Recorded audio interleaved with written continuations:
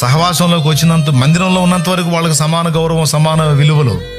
కానీ మళ్ళీ పల్లెలోకి వెళ్ళిపోతే ఊరి నుంచి మళ్ళీ అవమానాలు, తిరస్కారాలు అన్నీ. కాబట్టి మన బిడ్డల్ని ప్రొటెక్ట్ చేసే హక్కులు అవి కనుక ఆ హక్కుల కోసం మనం కూడా పోరాడాలి.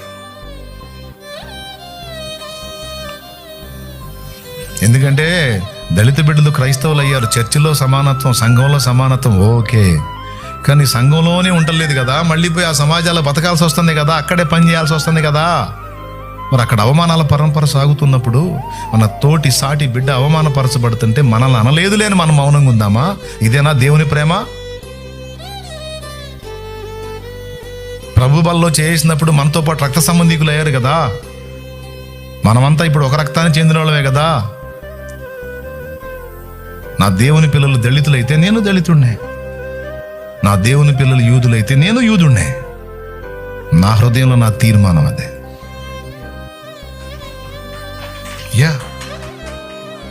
దేవునికి స్తోత్రం కలుగును గాక.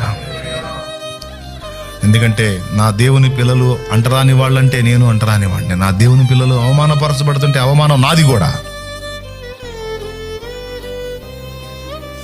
అది కాబట్టి నేను దేవుని ముందు ఏడ్చాను, కన్నీరు గాచాను. స్పష్టంగా జరుగుతున్నటువంటి దారుణానికి నా వంతుగా నేను చేయాల్సిన పోరాటం నేను చేస్తున్నాను. అన్ని సంఘాలకి మళ్ళొక్కసారి ఈ లైవ్ ద్వారా మళ్ళీ పిలుపునిస్తున్నాను. దయచేసి డినామినేషన్ భేదం లేకుండా సత్యాన్ని ప్రేమించి యేసు ప్రభు నిజమైన దేవుడిని ఒప్పుకున్న ప్రతి సంఘము, నీ సంఘంలో నువ్వు దేవుని బిడ్డల్లో నువ్వు ఎస్సీల్ని కలిగి ఉన్నావు, అంటరాని వాళ్ళుగా అవమానపరచబడుతున్న దీనుని నువ్వు కలిగి ఉన్న వాళ్ళ కోసం నువ్వు గళం విప్పకపోతే నీకన్నా దుర్మార్గం ఇంకోటి ఉండదు. జాగ్రత్త, దేవునికి లెక్క చెప్పాలి. అందరికీ పిలుపునిస్తున్నాను నేను. ఇది మాటలాడక మౌనులైన వాళ్ళందరూ దెబ్బతింటారు. వాళ్ళందరి మీదకి దేవుని కోపం వచ్చింది. మాటలాడక మౌనమైన వాళ్ళందరి మీదకి దేవుని కోపం వచ్చింది. డేంజర్ అది.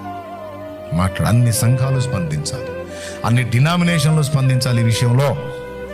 ఎందుకంటే అన్ని సంఘాలలో దళిత బిడ్డలు ఉన్నారు, అన్ని సంఘాల్లో ఎస్సీలు ఉన్నారు.